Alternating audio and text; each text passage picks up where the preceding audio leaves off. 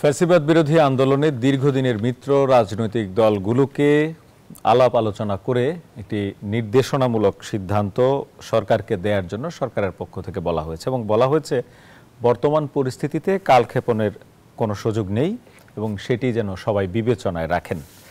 সরকার কেন উদ্বিগ্ন সেটি নিয়ে আজকে কথা বলতে চাই। এই প্রসঙ্গে আজকে বিভিন্ন রাজনৈতিক দলের নেতৃবৃন্দও কথা বলেছেন। বিশেষ করে গণতন্ত্র মঞ্চের একটি অনুষ্ঠানে সাইফুল হক বলেছেন, ঐক্যমত কমিশন রাজনৈতিক দলগুলোর উপর সিদ্ধান্ত চাপিয়ে দেওয়ার চেষ্টা করেছে এবং দলগুলোর মধ্যে যে দীর্ঘ সময় ধরে যে আলোচনা বোঝাপড়া ছিল সেটি সরকারের কাছে উপস্থাপন করতে ব্যর্থ হয়েছে ঐক্যমত্য কমিশন এবং সরকারের এই সিদ্ধান্ত চাপিয়ে দেওয়ার যে মানসিকতা এটি উল্টো রাজনৈতিক দলগুলোর ঐক্যে ফাটল ধরিয়েছে। সব মিলিয়েই আজকের আয়োজনে বিস্তারিত কথা হবে। আপনাদের সঙ্গে আছি শেখ জায়েদ। আরআইসিএল স্টিল জনতন্ত্র গণতন্ত্রে আমার অতিথি হিসেবে দুজন আছেন, পরিচয় করে দিচ্ছি আপনাদের সঙ্গে। আমার ডান পাশে আছেন মোশাররফ আহমেদ ঠাকুর, বিশ্ববিদ্যালয়ের শিক্ষক ও বিএনপি নেতা। স্বাগত আপনাকে। স্বাগত জানাই সর্বডানে আছেন রাজিকুজ্জামান রতন, সহ সাধারণ সম্পাদক বাসদ। স্বাগত আপনাকেও। প্রসঙ্গের অবতারণা একটু করেছি।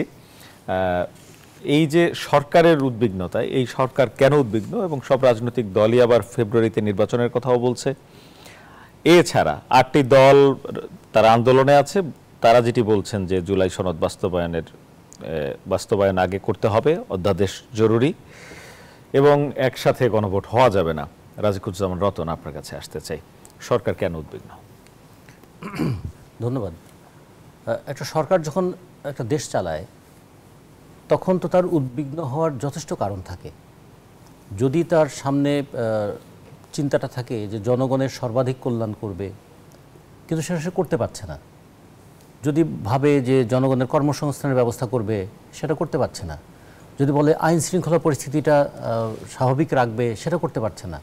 মানুষের মধ্যে যে সংহতি বা সম্প্রীতি সেটা বজায় রাখা দরকার, সেটা যখন করতে পারছে না, অথবা দেশি বিদেশি নানা চক্রান্ত যখন তৈরি হচ্ছে সেগুলো কোনোটাই মোকাবেলা করতে পারছে না, তখন একটা সরকারের উদ্বিগ্ন হওয়ার যথেষ্ট কারণ আছে।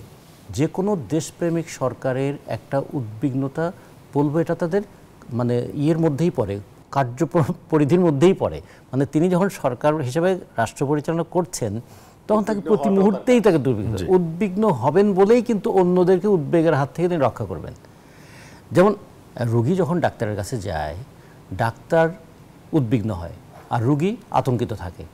ডাক্তার উদ্বিগ্ন হন যে কিভাবে আমার জ্ঞান প্রজ্ঞা এবং বিজ্ঞানের সর্বশেষ আবিষ্কার দিয়ে আমি কিভাবে এই রোগীর আতঙ্কটা আমি দূর করতে পারি, এটা তার উদ্বেগ। এই উদ্বেগ মানে কিন্তু তাকে হতাশ করে দেওয়া না, উদ্বেগ মানে তার কর্ম উদ্যোগটাকে আরো বাড়িয়ে তোলা। নতুন সংকট যেটি, এটি কি সরকারি সৃষ্টি করেছে? এখন সেটা হতে পারলে খুবই ভালো হতো। আমরা সেই রকম উদ্বেগ পূর্ণ সরকার দেখতে চাই, আমরা উদ্যোগী সরকার দেখতে চাই এবং মানুষের উৎকণ্ঠা দূর করার সরকার দেখতে চাই। কিন্তু আমাদের এখন যেটা পরিস্থিতিটা হয়েছে, সরকার কি নিজের পাতা ফাঁদে নিজে পা দিয়ে ফেলছে? সরকার কি যেভাবে কাজটা করতে চেয়েছিলেন সেটা করতে পারেননি বলে কি তিনি উৎকণ্ঠাজনিত উদ্বেগ? সরকার কি যেমনভাবে পরিচালনা করতে চেয়েছিলেন তেমনভাবে করতে পারলেন না বলে তার পরিকল্পনা ভেস্তে যাওয়ার কারণে উদ্বেগ? এগুলো নিয়ে আমাদের একটু আলোচনা করতে হবে। কারণ দেশের মানুষ কিন্তু সবাই বলতো আসলে ইলেকশন কি হবে, যতই সরকার বারবার বলছে ইলেকশন কিন্তু হবেই, মানুষ বলছে ইলেকশন কি হবে। তার মানে সরকারের কথা এবং তার কাজ, এই দুটোর মধ্যে একটা স্পষ্ট পার্থক্য মানুষ দেখেছে। গত কয়েকদিন ধরে দেখুন একটা মানে এমন পরিস্থিতি তৈরি হয়েছে যে সেই পরিস্থিতির মধ্যে মানুষ বলল আর বোধহয় তাহলে ইলেকশনের জায়গায় যাচ্ছে না সরকার। আবার দুদিনের মধ্যে পরিস্থিতি ঘুরে গিয়ে আবার মনে হচ্ছে ইলেকশন না করে বোধহয় সরকারের আর কোনো উপায় নেই। এই যে ক্রমাগত বাকবদল, টানাপোড়ন, নানা ধরনের পরিকল্পনা বদল, এগুলো আমরা মনে করি একটা অস্থিরতার লক্ষণ, উৎকণ্ঠার লক্ষণ। এটা জনগণের দিকে তাকিয়ে উদ্বেগের বিষয় না। 3টা বিষয় যদি একটু বলে আমি অংশটা শেষ করি। দেখুন, একটা অভ্যুত্থানের পরে আইন শৃঙ্খলা পরিস্থিতিকে স্বাভাবিক করবার জন্য সরকারের নানা ধরনের পদক্ষেপ থাকা উচিত ছিল। সেই কাজগুলো আমরা বারবার বলেছি যে মব ভায়োলেন্সটাকে ঠেকান, এই উন্মাদনাটা বন্ধ করেন। কিন্তু তখন নানা দিক থেকে প্রশ্রয় দেওয়া হয়েছে, যেগুলোকে তারা কখনো প্রেশার গ্রুপ বলেছেন, কখনো বলেছেন স্বতঃস্ফূর্ততার বহিঃপ্রকাশ, এবং তার ফল দেখুন 1 বছর পরেও কিন্তু মানুষের মধ্যে উৎকণ্ঠার অবসানটা হয়নি। 2, আমরা বলেছিলাম যে শুধুমাত্র বিগত সরকারের যে স্বৈরাচারী আচরণ তার প্রতি মানুষের বিক্ষোভ ছিল তা কি? মানুষের কিন্তু বিক্ষোভের আরও অন্তর্নিহিত কারণ ছিল। জি, দ্রব্যমূল্যের ঊর্ধ্বগতি নিয়ন্ত্রণ করতে না পারা, বেকার সমস্যা দূর করতে না পারা, দেশ থেকে টাকা পাচার বন্ধ করতে না পারা, তারপর ব্যাংক লুটপাট বন্ধ করতে না পারা, কোনো কিছুই করতে পারলেন? বরঞ্চ গত 1 বছরে বাংলাদেশ ব্যাংকের হিসাবে নতুন কোটিপতির জন্ম নিল 10,337 জন। দেশের অর্থনৈতিক অবস্থান থেকে ভালো নয়, কর্মসংস্থান হারিয়েছে, এদিকে কর্মসংস্থান হারলো। তাহলে এটা একটা বিষয়। 3 নম্বর হচ্ছে যে ইলেকশনটা করবার জন্য এই যে সব 30টা রাজনৈতিক দল 7 মাস ধরে নানা আলোচনা করে যে ঐক্যমতের জায়গাটা তৈরি করবার চেষ্টা করলেন, এমন এমন প্রশ্ন সেখানে নিয়ে আসা হলো, অথবা স্বাক্ষর করবার পরও নতুন সংযোজন হলো। খেয়াল করে দেখুন, আপনি, আমি, মোশাররফ ভাই 3 জন মিলে একটা বিষয়ে স্বাক্ষর করলাম। তারপরে যদি কেউ এখানে আরো নতুন বিষয় যুক্ত করে, তাহলে যারা স্বাক্ষর করলো তারা কি প্রতারিত হয়েছে বলে মনে করতে পারে না? আমরা তো বাসদের পক্ষ থেকে আমরা স্বাক্ষর করি নাই। আমরা বলেছিলাম যে অঙ্গীকার নামায় যেভাবে লেখা আছে এটাতে স্বাক্ষর করাটা আসলে ঠিক হবে না, এটা গণতান্ত্রিক আচরণেরও পরিপন্থী, আমাদের স্বপ্নেরও সমাধি রচনা করা হয়ে যায়। তারপরে যারা স্বাক্ষর করেছিলেন, কেউ বলুন তো, তারা বলছে যে স্বাক্ষর করে ভালো হয়েছে, কিংবা স্বাক্ষর করার পরে সরকার স্বাক্ষরটার মর্যাদা দিয়েছে। এমনকি বিএনপির মতো দলও বলছে আমরা প্রতারিত হয়ে গেলাম। তাহলে এগুলো কিন্তু খুবই ভাবিয়ে তোলার মতো বিষয়। আমরা সে কারণে মনে করি, তারপরেও যদি সরকার উদ্বেগের মধ্যে থাকে, আমরা এই উদ্বেগটাকে পজিটিভ মনে করি, যে এই উদ্বেগ থেকে যেন একটা গতিবেগ তৈরি হয় গণতন্ত্রের উত্তরণের দিকে। জি, ধন্যবাদ আপনাকে। একই প্রসঙ্গে এই উদ্বেগের মধ্যে আপনি কি দেখছেন মোশাররফ হোসেন ঠাকুর? ধন্যবাদ আপনাকে, আপনার দর্শক শ্রোতা অপর বিজ্ঞ আলোচক। দেখুন, আমি মনে করি যে উদ্বেগটা ঠিক আছে, আমি রতন ভাইয়ের সাথে একমত যে পজিটিভ হলে ভালো। কিন্তু আলী রিয়াজ মাত্র 9 মাসে আমি দেখলাম যে বিভিন্ন সোর্স থেকে 83 কোটি টাকার খাওয়া দাওয়া করেছেন। একাই না, 83 সবাইকে নিয়ে আর কি, 83 কোটি টাকার বিএনপি জামাত সবাইকে নিয়ে খেয়েছেন, সবাইকে নিয়ে 83 কোটি টাকা খাওয়া দাওয়া করেছেন, এবং সেখান থেকে যে বেতন ভাতা নিয়েছেন। এটার ফলাফলটা কি?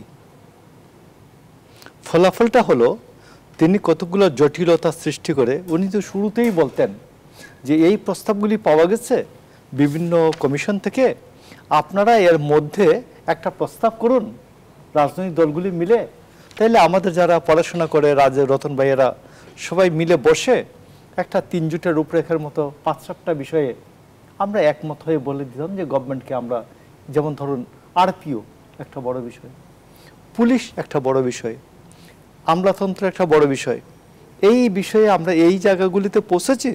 এখন আপনি ইলেকশনে যান, 9 মাস লাগে না। রাজনৈতিক দলগুলি এই যে 850 প্রস্তাব নিয়ে বসছে, এটা আমি প্রথম থেকে বলতেছি এটা একটা উন্মাদের কীর্তিকলাপ, যাতে রাজনৈতিক দলগুলি এটা ফেলে দিয়ে চলে আসে। এটা ছিল মূল বিষয়, যে রাজনৈতিক দলগুলির উপর দুশ্চাপ হবেন। তো রাজনৈতিক দলগুলি অসীম ধৈর্যের সাথে এটা মোকাবেলা করেছে।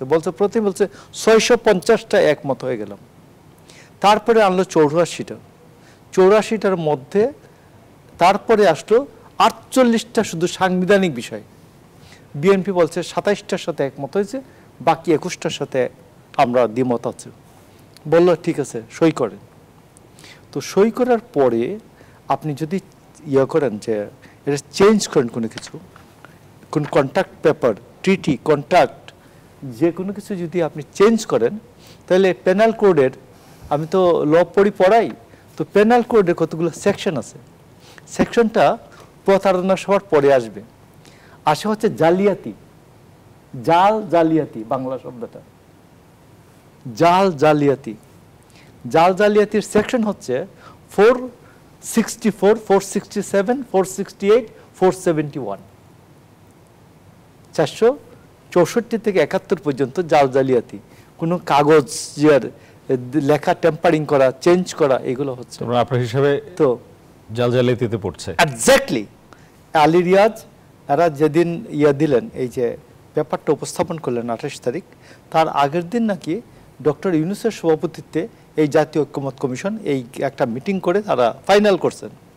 পরের দিন আবার এটাকে ডক্টর ইউনূস এই সরকার প্রধান হিসেবে এটা গ্রহণ করলেন। মানে যে লোকেরা বলে যে এক ব্যক্তি প্রধানমন্ত্রী এবং দলীয় প্রধান হতে পারবে না, এইখানে একই ব্যক্তি সরকার প্রধান এবং কমিশনের প্রধান। তো এখন এই জালিয়াতির 1 নম্বর আসামি যদি কোনোভাবে আলী রিয়াজ হয়, তাহলে জালিয়াতির জন্য ডক্টর ইউনূস অন্তত কুএকুশ তো হবেনি। এনসিপির আক্তার হোসেন বলেছেন দেশের বর্তমান রাজনৈতিক সংকটের জন্য বিএনপি দায়ী, এবং বলেছেন যে এই যে নোট অফ ডিসেন্ট যেগুলো আছে এগুলো থাকলে এটার মধ্যে জুলাই সনদে অর্জনে ছিটে ফোটাও থাকবে না, এবং তিনি বলেছেন তাদেরও নোট অফ ডিসেন্ট ছিল বিএনপির নোট অফ ডিসেন্টের বিপরীতে, সেগুলো সেখানে বহাল করা জরুরি। এইখানে শুনেন, এনসিপি আমি মাঝখানে একটু বলা ছেড়ে দিয়েছিলাম যে ডক্টর ইউনূস সম্পর্কে, ইউনূসের বিশ্বাসযোগ্যতা সম্বন্ধে। ডক্টর ইউনূস এই সমস্ত যত ঝামেলা আছে, এই বাচ্চাদেরকে যে আজকে সজীব ভুইয়া বলছে ঢাকা 12 থেকে ইলেকশন করবে, আজকে সে ডিক্লেয়ার করছে। তো সে ইলেকশনের সমস্ত ট্রেন শুরু হয়েছে, চালু হয়েছে, তারপরে বলতেছে এসে সে কি নাম, তাকে কি বলে, সজীব ভুইয়া। সজীব ভুইয়া বলতেছে, সে আগেও বলেছে সে সরকার থেকে, সরকার ছেড়ে এসে ইলেকশন করবে। কি আগেও বলেছিল যে যদি সে ইলেকশন করে সরকার ছেড়ে এসে সরকার ছেড়ে এসে করবে। তো সরকার তো ছাড়েন নাই, আপনি পুলিশ পোস্টিং দিচ্ছেন, সব কিছু দিচ্ছেন, 450 কোটি টাকা নিচ্ছেন আপনার নিজের থানায়, আর অন্যান্য থানায় 60 কোটি টাকা 70 কোটি টাকা দিচ্ছেন। আপনি অন্যান্য থানার থেকে 800 গুণ বেশি 400 গুণ বেশি বরাদ্দ নিয়ে আপনি এখন আসবেন ইলেকশন করতে। হাসিনাকে তো হার মানিয়েছেন। তো আমি আপনাকে বলছি যে, এবং এই কাজটা যে সজীব ভুইয়াকে যে এই যে স্থানীয় সরকার পল্লী উন্নয়ন সবাই মন্ত্রণালয়ের দায়িত্ব দেওয়া হয়েছে, এটা কি ডক্টর ইউনূসের নলেজের বাইরে হয়েছে? কোনোভাবে বিশ্বাস করতে কিন্তু রাজনৈতিক সংকটের জন্য বিএনপিকে দায়ী করছে এনসিপি, আমি নতুন সংকটের জন্য। নতুন সংকট বিএনপি এই যে দেখেন যে 2 দিন আগে যে অবিশ্বাস ছিল, ডক্টর ইউনূস গলা ফাটিয়ে বলছিলেন যে ইলেকশন হবে ফেব্রুয়ারিতে, বাট মানুষ আমাদেরকে জিজ্ঞেস করেছিল ভাই ইলেকশনটা কি হবে। গতকাল তারেক রহমান একটা পজিটিভ মুভ নিয়েছেন যে 237টা আসন ডিক্লেয়ার করার পরে, মনোনয়ন ঘোষণার পরে মানুষ একটা স্বস্তি ফিরে পেয়েছে। মানুষ মনে করছে যে ইয়েস নির্বাচনটা হবে, নির্বাচনের ট্রেনটা চলতে শুরু করেছে, এখন এটাকে থামানোর ক্ষমতা কারো নাই। For the reason it's a move, Tarique Rahman একটা পজিটিভ মুভ এটা। তো এই জন্য আমি মনে করি যে সরকারের যত চালাকি আছে, এই চালাকির বাইরে বিএনপি একটা পজিটিভ মুভ নিতে পারে, এটা দেখা গেল। আমি একটা বলি, সমস্ত সমস্যার উৎসমূল হচ্ছেন এই ডক্টর ইউনূস এবং তার এনসিপি, এবং তিনি এবং এই সমস্ত যে সমস্যা যে তার টেবিলে আলোচনা করছে তারা, বিএনপি আলোচনা করছে তারা 5 দফা যখন আন্দোলন করছে, উনি বলবেন, তার জাতীয় কমিশন বলবে আপনি মাঠে আন্দোলন করেন আমার সাথে, আপনি আন্দোলন কার জন্য করেন? নাসিরউদ্দিন পাটোয়ারি বলেছেন যে বিএনপি একদলীয় শাসন কায়েম করতে চায় বাংলাদেশে। বিএনপি একদলীয় শাসন কখনো কায়েম করে নাই। বিএনপি একদলীয় শাসন কায়েম করার নজির নাই। বিএনপির হাতে একদলীয় শাসন কায়েম করার বহু পজিশন ছিল। বিএনপি একদলীয় শাসন থেকে মুক্তি দিয়েছে।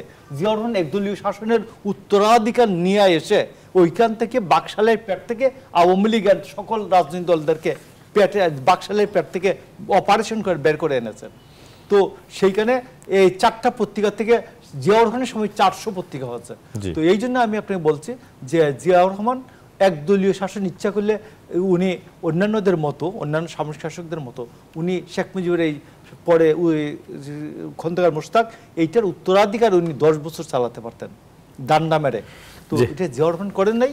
এবং আমি বলি জিয়াউর রহমানের সাথে যে রাষ্ট্রপতি নির্বাচন করেছিলেন 78 সালের 3রা জুন, যে গণতান্ত্রিক জোটের প্রার্থী হিসাবে জেনারেল উসমানী 21 ফেব্রুয়ারি 1984 পর্যন্ত বেঁচে ছিলেন। 1984 ফেব্রুয়ারি মাস পর্যন্ত বেঁচে ছিলেন। খুব সম্ভবত 26 ফেব্রুয়ারি উনি মারা যান। উনি কোনোদিন বলেন নাই জিয়া আমার সাথে ভোটে কারচুপি করেছে, জেনারেল উসমানী। তো এই জন্য আমি আপনাকে বলছি যে এই সব কথা হলো ফালতু কথা, এইগুলোর উত্তর দেওয়ার জি আবার আসবো প্রফেসর রাজিকুজ্জামান রতন আপনার কাছে জানতে চাই, যেটি হচ্ছে এই যে উদ্বেগ, যে সরকারের মধ্যে যে উদ্বেগ দেখছি এবং রাজনৈতিক দলগুলোর কোর্টে বল দিয়ে দেয়া, এখন সমাধান কিভাবে? রাজনৈতিক দলগুলো কি কাছাকাছি আসবে, এই যে দূরত্ব তৈরি হয়েছে?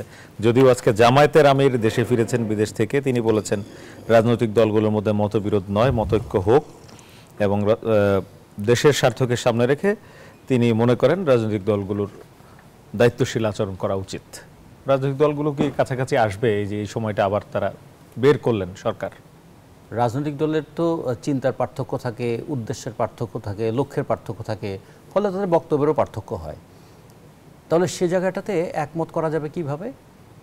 তাহলে একমত করবার জন্য তো ঐকমত্য কমিশনের কথা বলা হয়েছে, দীর্ঘ সময় আলোচনা হয়েছে। হয়েছে, কিন্তু আলোচনাটা যদি হয় সময় ক্ষেপণ করার জন্য সমাধানের পরিবর্তে, তাহলে আলোচনার ফলাফল শেষে আমরা দেখি ওই মানুষ বলবে এতদিন আলোচনা করে এত টাকা খরচ করে আমরা কি অর্জন করিলাম। যেখানে বিএনপি বলছে যে প্রতারিত হয়েছে তারা, সেখানে আবার কি যাবে কিনা আলোচনায়? সেটা তো একটা পরের প্রশ্ন। আমি বলতে আগের অতীতের অভিজ্ঞতাটার একটা অ্যানালিসিস হোক, যে আমরা কী করতে পেরেছিলাম, কি করতে চেয়েছিলাম। আসলে আমরা চেয়েছিলাম তো ঐকমত্য করতে। তো ঐকমত্য করতে গেলে তো আমরা তো ল অফ সেগ্রিগেশন ফলো করলে আমরা কি চাই? একটা সুষ্ঠু অবাধ গ্রহণযোগ্য নির্বাচন চাই। কি চাই? আমরা জবাবদিহিতার একটা পরিবেশ চাই। কি চাই? অগণতান্ত্রিক যে সমস্ত বিধিবিধান আছে সেগুলোর আমরা গণতান্ত্রিক রূপান্তর চাই। সেগুলোকে এলিমিনেট করতে পারলে ভালো, না হলে সেগুলোকে আমরা সংস্কার করে দেব। সংস্কার এবং এলিমিনেশন এক জিনিস না, হ্যাঁ। তো তারপরে আবার আমরা কি চাই? যে আমরা চাই যে প্রশাসন এবং পুলিশকে ব্যবহার করে রাজনৈতিক দল জনগণের উপর যে নিপীড়ন চালায়, সেই প্রশাসনকেও নিরপেক্ষ জায়গায় আসবার জন্য তারা যেন প্রজাতন্ত্রের কর্মচারী হিসেবে ভূমিকা পালন করে, পুলিশ যেন প্রজাতন্ত্রের কর্মচারী হিসেবে ভূমিকা পালন করে। দমনপীড়নের বাহিনী হিসাবে সে 1861 সালে পুলিশ তৈরি করেছিল ব্রিটিশরা, তাদের দমনপীড়নটাকে অব্যাহত রাখবার জন্য। এখনও কি আমরা সেই পুলিশ আইন দিয়েই পরিচালিত হব? সেই কথাটা তুলে দাও সমাজের মধ্যে, যাতে নির্বাচিত সরকার ক্ষমতায় এসে তারা বলে যে হ্যাঁ, যেটা 53 বছর পারি নাই, এইবার আমরা আসুন আমরা পুলিশের একটা সংস্কার করি। এখন আমাদের এখানে ক্ষমতার মানে প্রয়োজনটা কেন হয় রাজনৈতিক দলগুলোর? রাজনৈতিক দলের ক্ষমতার প্রয়োজন হয় দুই দিক থেকে। একটা হলো রাষ্ট্রের জনগণের ট্যাক্সের টাকার সেটা যেন সে ব্যবহার করার একটা ম্যান্ডেট পায়। দুই, যা রাষ্ট্রটাকে পরিচালনা করবার ক্ষেত্রে একটা ইনস্ট্রুমেন্ট অফ কোয়ারশন, মানে প্রয়োজনীয় কিছুটা দমনপীড়নের ব্যবস্থাটা যেন করতে পারে। তিন, জনগণের জন্য সর্বাধিক কল্যাণটা সে করতে পারে। এই তো মানে ঘোষিত কথা। বাস্তবে আমরা দেখেছি যে আমাদের এখানে সমস্ত সমস্যার উৎসটা কি? ক্ষমতার কেন্দ্রীকরণ করা, ক্ষমতা কেন্দ্রীভূত হয়ে যাওয়া। সমস্ত ক্ষমতা, যেমন রাজতন্ত্রে সমস্ত ক্ষমতা এক ব্যক্তির কাছে কেন্দ্রীভূত হয়ে গিয়েছিল, আমাদের এখানেও কখনো কখনো সমস্ত ক্ষমতা এক ব্যক্তির কাছে বা একটা মানে পরিবারের কাছে, অনেকে বলছেন মানে কক্ষিগত হয়েছে। সেখান থেকে তো কথাটা এসেছিল যে আমরা তাহলে এমন একটা ব্যবস্থা করি যাতে ক্ষমতার মানে পালাবদলটা হয় নিয়মতান্ত্রিক পথে। সেটাও তো শেষ পর্যন্ত অনেকে মেনে নিলেন না, মেনে নিয়ে বললেন যে ঠিক আছে 2 বারের বেশি প্রধানমন্ত্রী হওয়া যাবে না, মেনে নিলেন। তাহলে আমরা যদি বলি যে ঐকমত্য কমিশনের যে বিষয়গুলো নিয়ে ঐকমত্য করলে আমরা একটা পিসফুল ট্রানজিশন পাওয়ারে যেতে পারতাম, সেটা তো স্কোপ ছিল।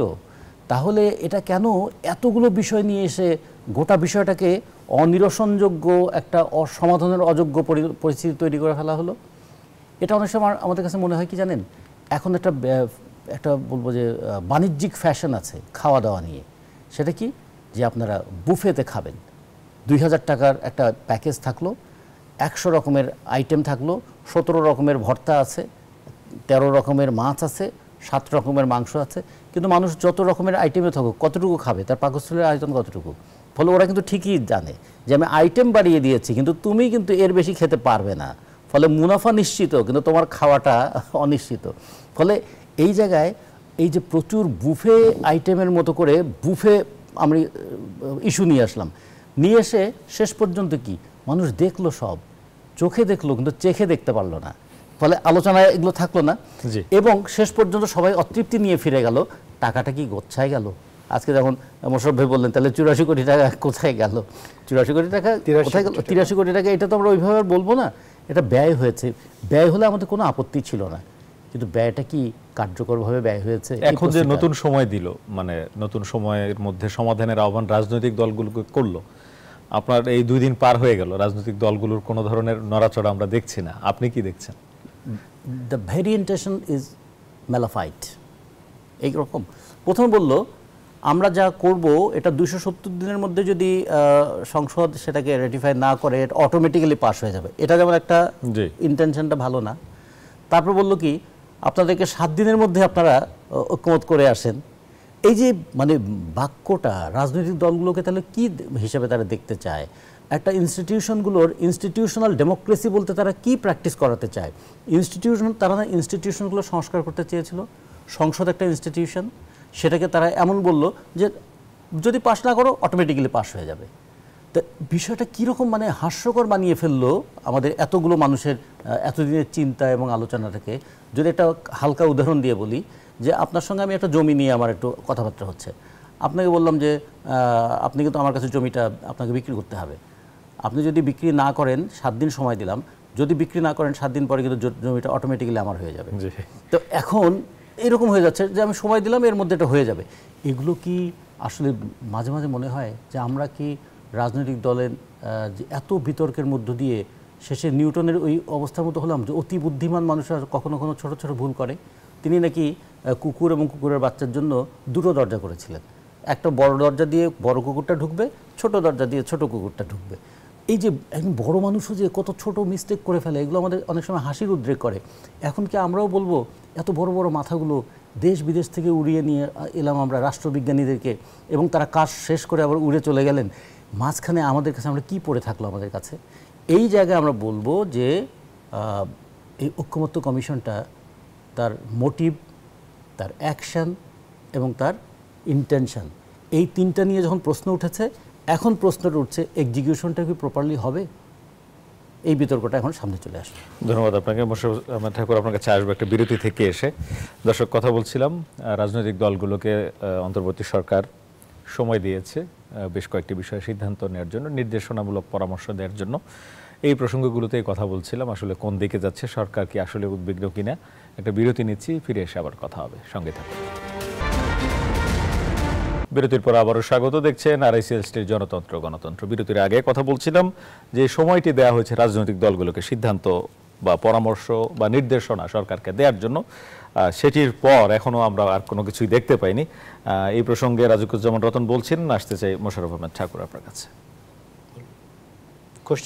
প্রশ্ন হচ্ছে যে এই যে সিদ্ধান্তহীনতা, এখনো যে সিদ্ধান্তের অপেক্ষায় আছে, নির্দেশনার অপেক্ষায় সরকার, সেটি রাজনৈতিক দলগুলো কি এই দিক নির্দেশনার জন্য প্রস্তুত এই দীর্ঘ সময় আলোচনার পর?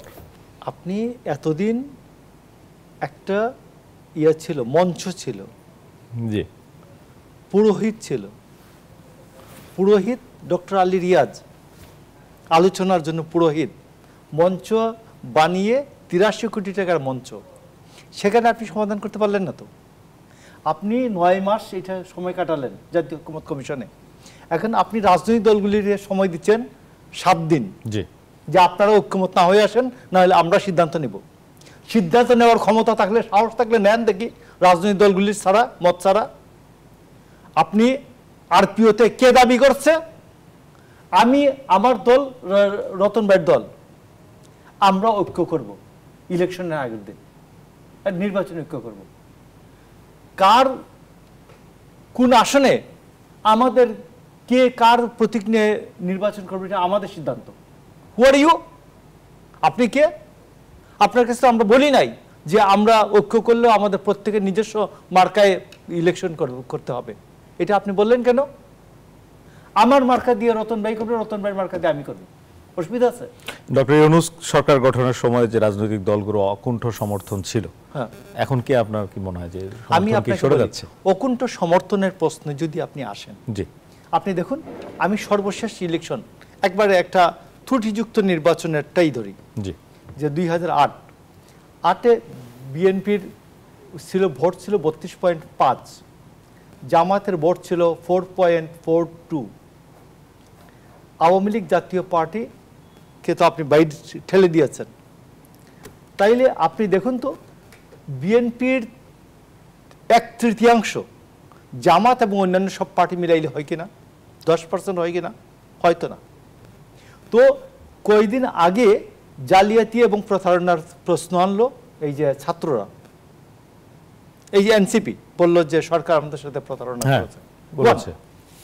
বিএনপি বলল 28 তারিখের পরে যে সরকার আমাদের সাথে ঐকমত্য কমিশন এবং সরকার আমাদের সাথে প্রতারণা করছে।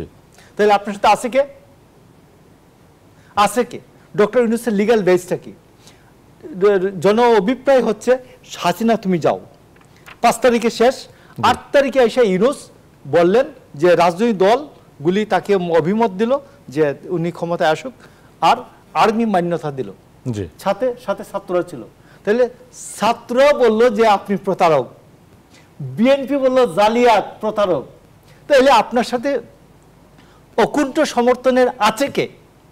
জামাত 4% নিয়ে আপনি মরাল, আপনি যদি বাংলাদেশের যে লিগ্যাল গ্রাউন্ড যদি বলি যে যতক্ষণ পর্যন্ত টেনে হিসড়ে না নামাইছে জামায়াত তো আপনাদের জুলাই সনদে স্বাক্ষর করেছে, ততক্ষণ পর্যন্ত আমি বলছি ততক্ষণ পর্যন্ত মনে করলাম ক্ষমতায় থাকাটা লিগ্যাল। আর আপনি ডক্টর ইউনূসের মতো একজন কি বরেণ্য ব্যক্তিত্ব, আপনার কি মরাল আর ওই আছে, ফোর্স আছে, আপনি ক্ষমতায় থাকার মরাল গ্রাউন্ড আছে? আপনার তো লজ্জা শরম থাকলে বিএনপি যখন বলছে জালিয়াত, তখনই বলা উচিত ছিল যে যারা আমাকে অকুণ্ঠ সমর্থন দিয়ে ক্ষমতায় এনেছিল এরা সবাই বলছে আমি জালিয়াত, আমি এখানে নাই। আপনি তো এটা বলেন নাই ডক্টর ইউনূস। আপনি আপনার সাইফারটাকে দিয়ে এই যে কি নাম ডক্টর আসিফ নজরুল ওকে দিয়ে বলেছেন যে 7 দিনের মধ্যে বিএনপি এবং রাজনৈতিক দলগুলি ঐক্যমত নিজেদের মধ্যে মানে সিদ্ধান্ত নিয়ে নির্দেশনা দিবেন। আপনার নির্দেশনা দেওয়ার কোনো ক্ষমতা নাই। ডক্টর ইউনূসের নির্দেশনা জারির কোনো ক্ষমতা নাই। আমি বলে দিচ্ছি যে doctor Yunus he is very much adviser to the president, এবং ওই প্রেসিডেন্ট 106-এ উনি সুপ্রিম কোর্টের মতামত নিয়েছেন। আর 148-এর যে ত্রয়োদশ সংশোধনীর যে শপথনামা ছিল উপদেষ্টা, প্রধান উপদেষ্টা, এইটার শপথ বাক্য উনি পাঠ করেছেন। তো আপনি সংবিধান প্রতিরক্ষা, সংবিধানের রক্ষণাবেক্ষণ করবেন, আপনি শপথ নিয়ে আপনি তো দিতে পারেন না, সংবিধানের পিঠে ছুরি দিতে পারেন না। আপনি ডক্টর ইউনূস, আপনার কোনো এখতিয়ার নাই। এই জন্য আমি বলছি যে ডক্টর ইউনূস যা এই পর্যন্ত ব্লান্ডার করেছেন, উনি ছাত্রদেরকে এই যে আসিফ মোহাম্মদ সজীব ভুঁইয়াকে এই মন্ত্রণালয় দিয়ে, তারপর ছাত্রদের মাধ্যমে ডিসি নিয়োগ দিয়ে 300 কোটি, এই আসিফ মোহাম্মদ সজীব ভুঁইয়াকে দিয়ে এখানে হাজার কোটি টাকা, 100 কোটি টাকা, এই সবগুলি এদেরকে করাপ্ট হওয়ার সুযোগ দিয়েছেন। এবং করাপ্ট হওয়ার সুযোগ দিয়ে উনার নিজের এই যে এই আদম ব্যাপারী লাইসেন্স উনি নিয়েছেন, উনি 666 কোটি টাকা গ্রামীণ কল্যাণের কি বলে ট্যাক্স মাফ করিয়েছেন। এইগুলা সব দুর্নীতি ওনার নিজের গুলি করিয়েছেন। এবং গ্রামীণ এমপ্লয়মেন্ট যে কাজটা করতেছে, একটা উত্তরা দিয়াবাড়িতে একটা নার্সিং ইনস্টিটিউট খুলছে, সমস্ত জায়গাতে নার্সরা পাশ করার যে নার্সরা ওদেরকে আনে ডাইকে, ওইখানে আনে ওই গ্রামীণ কি বলে নার্সিং ইনস্টিটিউটের একটা সার্টিফিকেট দেয়, দিয়ে এদেরকে বিদেশ পাচারের ব্যবস্থা করতেছে। তো এই যে ব্যবস্থাটা ডক্টর ইউনূস, আপনার কাছ থেকে কি আমরা এটা প্রত্যাশা করতে পারি যে আপনি এইরকম জালিয়াতি করতেছেন, আপনার ইনস্টিটিউটগুলো এইরকম জালিয়াতি করতেছে? আপনার কাছে তো আমাদের আকাশতম হিমালয় সম প্রত্যাশা ছিল। আপনি হইলেন জালিয়াতির এখন মাস্টার হয়েছেন, এখন জালিয়াতির সর্দার হয়েছেন। ধন্যবাদ আপনাকে। ইয়ের কাছে আসতে চাই জনাব রাজিকুজ্জামান রতন, সংক্ষেপে বলবেন। উনি সরাসরি অভিযোগ করলেন সরকারের উপদেষ্টা আসিফ মাহমুদ সজীব ভুঁইয়া এবং প্রধান উপদেষ্টার বিরুদ্ধে জালিয়াতি সহ নানা ধরনের অভিযোগ উনি এনেছেন। আপনার কাছে এই অভিযোগের বিষয়ে জানতে চাই না, জানতে চাই যে এখন যে অচল অবস্থাটা দেখা যাচ্ছে সেটার সমাধান তাহলে কোন পথে? সেটার সমাধান কখনো কখনো কিছু জটিলতা হলে সেটা সমাধান অযোগ্য বলে মনে হয়, কিন্তু তারপরেও তো সমাধানের পথ খুঁজে বের করতে হয়। সবচেয়ে কম ক্ষতি করে সর্বাধিক সুফলটা কিভাবে আসতে পারে, মানে যেটাকে আমরা কস্ট মিনিমাইজেশন বলি, রিস্ক ম্যানেজমেন্ট বলি, ড্যামেজ কন্ট্রোল বলি, সেগুলো যদি ভাবি তাহলে আমাদের এখন সবচেয়ে সহজ পথ হচ্ছে নির্বাচনটাকে সুষ্ঠুভাবে করা, অবাধ সুষ্ঠু নির্বাচন করা। ইতিমধ্যে কিছু কিছু জায়গায় সন্দেহ তৈরি হয়েছে যে ক্ষমতায় যারা আছেন তারা কি তাদের পছন্দের লোকদেরকে নির্বাচনে জিতিয়ে আনবার জন্য কোনো কাজ করবেন, এবং সেই সন্দেহটা তৈরি হয়েছে বলে কিন্তু আবার বারবার এই কথাটাও শোনা যাচ্ছে যে পুলিশ যেন নিরপেক্ষ থাকে, প্রশাসন যেন নিরপেক্ষ থাকে, নির্বাচন কমিশন যেন নিরপেক্ষ থাকে। তার মানে কিছু কথা উঠেছে বলেই তার পাল্টা পদক্ষেপ নেওয়ার ঘোষণাটাও দেয়া হচ্ছে। আমরা মনে করি এগুলো ড্যামেজ কন্ট্রোল করার একটা পদক্ষেপ। সুষ্ঠু একটা নির্বাচন হোক, নির্বাচনের মধ্য দিয়ে একদম সোনার মানে বাংলাদেশ হয়ে যাবে এটা আমরা মনে করি না, দুধের নহর বয়ে যাবে সেটাও আমরা মনে করি না, কিন্তু এটা জবাবদিহির বাংলাদেশ তো হবে। যে যারা নির্বাচিত হয়ে আসবেন তারা যে কমিটমেন্ট করবেন সে কমিটমেন্টগুলো তারা পালন করতে পারবেন না, অর্থনৈতিক কারণে পারবেন না, তাদের রাজনৈতিক কারণে পারবেন না, এমনকি তারা হয়তো আবার ওই দুর্নীতির চক্রের মধ্যে নিজেদেরও যুক্ত হয়ে যাবেন, পারবেন না, কিন্তু জনগণ তো থাকবে। জনগণ তো বলবে আমরা অভ্যুত্থান করেছিলাম একটা বৈষম্যবিহীন বাংলাদেশের জন্য, আমরা বারবার রক্ত দেই একটা শোষণমুক্ত বাংলাদেশের জন্য, আমরা বারবার একটা সম্প্রীতির বাংলাদেশ দেখতে চাই, আমরা বারবার দেখতে চাই আমাদের সন্তানদের ভবিষ্যৎটা নিরাপদ হোক, আমরা দেখতে চাই আমাদের মেয়েরা নিরাপদে পথ চলুক, আমরা দেখতে চাই আমাদের ছেলেমেয়েরা কাজটা ঠিকমতো পাক, এবং আমরা দেখতে চাই বৃদ্ধ বয়সের নিরাপত্তা থাকুক। সেগুলো তোমরা করতে পারবে না কেন? তোমাদের নজর শুধু আমাদের ট্যাক্স নেয়ার দিকে, তোমাদের নজর হচ্ছে আমাদেরকে দমনপীড়ন করার দিকে, মানে ক্ষমতার সঙ্গে যুক্ত হয়ে যায় দুর্নীতি, দমনপীড়ন এবং দখলদারিত্ব, মানে 3 দয়ের কোপের মধ্যে আমরা পড়ে যাই। তো এখান থেকে আমরা তো মুক্ত হব বলেই তো আমরা একটা দায়বদ্ধ সরকার চেয়েছিলাম। তো ফলে মানুষ বারবার এই আঙুলটা তুলবে। গণতন্ত্র মানুষকে এটাই শেখায়, আঙুল তুলতে শেখায়, অ্যাকিউজ করতে শেখায়, আর রাষ্ট্রকে শেখায়, সরকারকে শেখায় যে জনগণ যখন অ্যাকিউজ করে তখন এটা শোনো, মনোযোগ দিয়ে শোনো এবং সেটা সমাধানের উদ্যোগটা নাও। তাহলে এটা 2 ওয়ে চ্যানেল, জনগণ তাদের দাবির কথা বলবে আর রাষ্ট্র তার সাধ্য অনুযায়ী সেই দাবি পূরণের চেষ্টা করবে। তো এই কাজটা অন্তত হবে, আমরা এই কাজটার দিকে যেতে চাইব। ফলে আমরা মনে করি যে এখন সবচেয়ে মানে কার্যকর পথ হবে ফেব্রুয়ারিতে নির্বাচনের যে কথাটা আছে এটা নিয়ে আর জল ঘোলা না করে নির্বাচনের লক্ষ্যে, নির্বাচনের দিকে দেশটাকে পরিচালনা করা এবং তার জন্য প্রয়োজনীয় প্রস্তুতিগুলো নেয়। তো সেক্ষেত্রে জুলাই সনদের সমাধান? জুলাই সনদের কোনো সমাধান নেই, কারণ জুলাই সনদে বলাই হয়েছিল এখানে কিছু দ্বিমত আছে, কিছু নোট অফ ডিসেন্ট আছে, এবং কেউ কেউ বলেছেন যে বিএনপির নোট অফ ডিসেন্ট আছে, বাসদের নোট অফ ডিসেন্ট আছে, এমনকি এনসিপিরও নোট অফ ডিসেন্ট, জামাতেরও আছে, তাহলে যে নোট অফ ডিসেন্ট দিল তার তো নৈতিক দায়বদ্ধতা থাকে না। ফলে সেক্ষেত্রে কমন যে জিনিসগুলো আছে সেগুলো বাস্তবায়ন হবে। ধন্যবাদ আপনাদের দুজনকে। একটা বিরতি নেব, ফিরে এসে আবার কথা বলবো। দর্শক, কথা বলছিলাম সরকারের উদ্বিগ্নতা নিয়ে, ফিরছে একটু পর, সাথে থাকুন। বিরতির পর আবারও স্বাগত। দেখছেন RICL স্টিল জনতন্ত্র গণতন্ত্র। কথা বলছিলাম সরকারের উদ্বিগ্নতা নিয়ে। বিরতির আগে জনাব রাজিকুজ্জামান রতন বলছিলেন জুলাই সনদ একটা চার্টার হিসেবে হয়তো থেকে যাবে, নির্বাচনটা এখন বেশ জরুরি। তাহলে যেই স্বপ্নের কথা বলা হয়েছে, নতুন বন্দোবস্তের কথা বলা হয়েছে, সেগুলো কি মাঠে মারা গেল কিনা? রাজিকুজ্জামান রতন। দেখুন, সব স্বপ্ন একটা সম্ভাবনার দ্বার খুলে দেয় এবং সব স্বপ্ন কিন্তু একটা আশঙ্কার মধ্যেও থাকে। তা আমরা 1 বছরে আমাদের অপূর্ণ স্বপ্নগুলো পূর্ণ হওয়ার পথটা বিকশিত হতে দেখি নাই, এটা আমাদের একটা বেদনা হিসেবে আছে। কিন্তু তাই বলে স্বপ্নটা কি মিথ্যা ছিল? তাই বলে কি আমরা ভাববো যে আমাদের স্বপ্ন দেখাটা ভুল ছিল? আমাদের এত মানুষের জীবনদান এটা কি ভুল ছিল? তা না। আমাদের দেখতে হবে বারবার মানুষ বৈষম্যের বিরুদ্ধে কেন রুখে দাঁড়ায়, বারবার মানুষ একটা গণতন্ত্রের জন্য কেন লড়াই করে। আর মানুষ লড়াই করে কিন্তু ক্ষমতায় যারা যায় দুইজনের মধ্যে উদ্দেশ্য একটা পার্থক্য হয়ে যায়। মানুষের উদ্দেশ্য হচ্ছে সমাজের সর্বাধিক উন্নতি, আর যারা ক্ষমতায় যায় তাদের উদ্দেশ্য হচ্ছে সর্বাধিক কর্তৃত্ব। এই উন্নতি এবং কর্তৃত্বের যে দ্বন্দ্ব এটা চলতে থাকবে। আমরা মনে করি আগামী দিনেও গণতন্ত্রকে বিকশিত করার জন্য এটা চলবেই। ধন্যবাদ আপনাকে।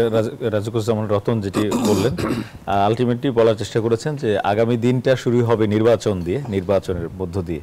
আপনাদের দল সেই প্রস্তুতিও একদম পুরো দমেই শুরু করেছে এবং প্রার্থীও ঘোষণা করেছে। আপনার কি মনে হয় যে জুলাই সনদের যদি একটা সুন্দর পরিণতি আমরা না দেখি, কিন্তু বিএনপি তো আলোচনায় অংশ নিয়েছে এবং মতামতও দিয়েছে, বিএনপি কি সেগুলো বাস্তবায়নের দিকে যাবে? ধন্যবাদ আপনাকে। জুলাই সনদ ছাড়াও বিএনপির নিজস্ব একটা সংস্কার কর্মসূচি ছিল, যে 31 দফা ছিল, এটা 31 এখনো আছে।